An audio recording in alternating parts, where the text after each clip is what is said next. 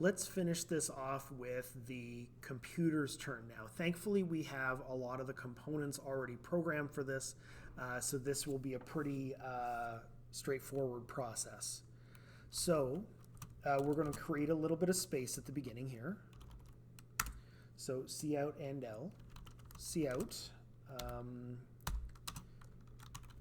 computer turn. Now you'll notice something a little bit different here from the original version is that I put a little star here.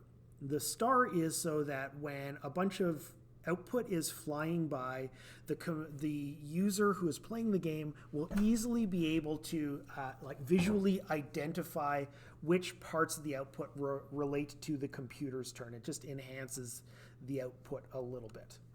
So we're going to do like we did before. So do, this is going to be the loop of the computer turn, while turnover is false, and when we're done we're going to make the turn become 0, so reverting back to the player's turn. So now inside the loop here we'll go through pretty much the same process as the player turn. So the first thing that I want to do is, if we accidentally get here and the computer hand is empty, so comp hand dot empty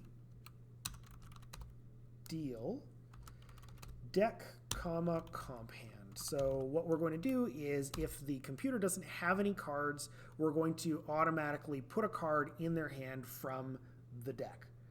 So then what we're going to do is we're going to randomly generate the request. So request is going to become the computer hand. Now, what is the position of computer hand that I want to get? Well, what I want to do here is I want to get any random position inside that hand. So we're going to do a random modulus, and it's going to be based on size. So comp hand dot size. And this will randomly generate a number from 0 up to 1 less than whatever the computer size is. So this is perfect. A very easy line of code to write for this process. So we'll see out, what does the computer request? So computer requests, we'll put the request here.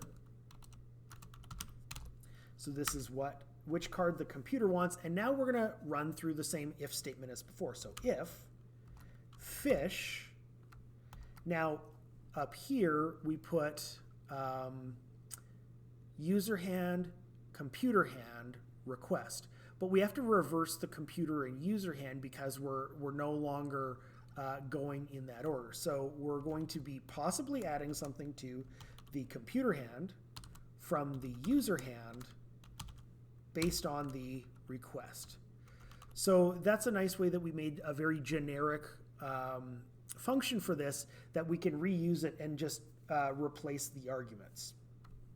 Okay, so we're going to see out, if it's true, we got a success here. So success, computer goes again.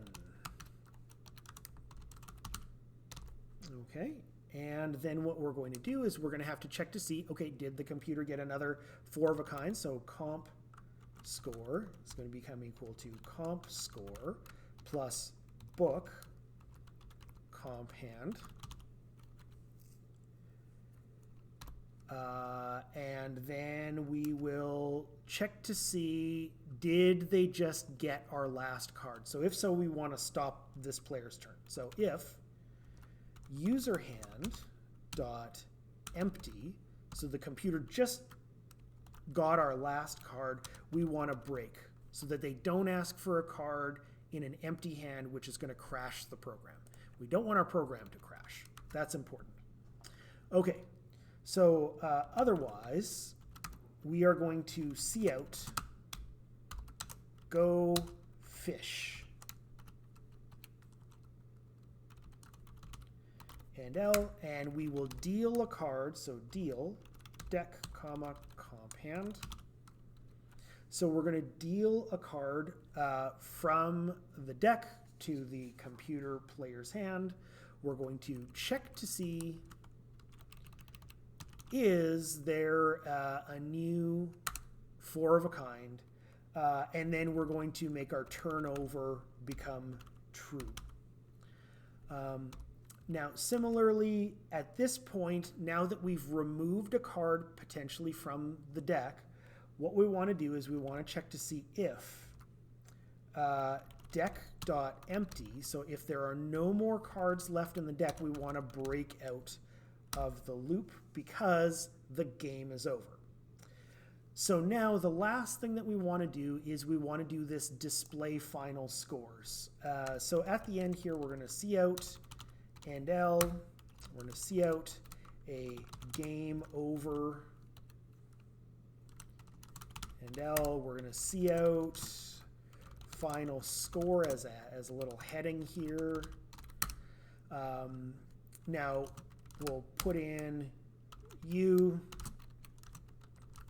and this will be the user score,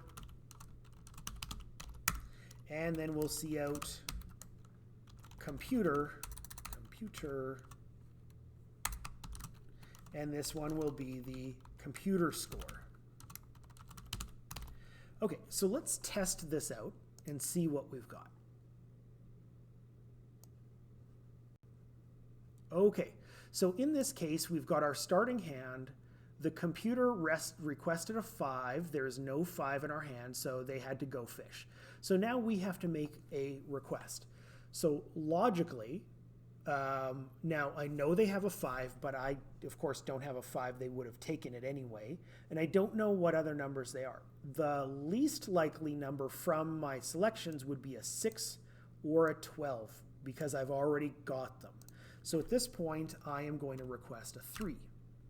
So I was successful. They had 1 3. It got added to my hand, so I get to go again. Let's go with a 4. Success, go again. Oh, wow, this is going to be an easy game. Well, let's see if there's an 11.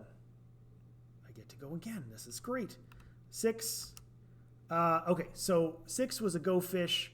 They didn't have it. The computer requested a 5 again.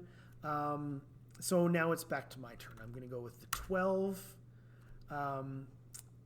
It was a go fish. The computer's turn, they wanted a 9. Let's let the computer have a success here. I'm going to ask for a 1. Hopefully the computer gets something right eventually here. There we go. So in the situation where the computer is successful, they asked for an 11. They took all 3 of my 11s. It completes the book of 11, and then their requested 2 is false, but you can see that the 11s are removed here. So what you should do is you should practice with this and then consider the logic that you use to actually make your requests. But overall, this is what a real program starts to look like when you have functions employed and you know how to use arrays to store more complicated sets of information.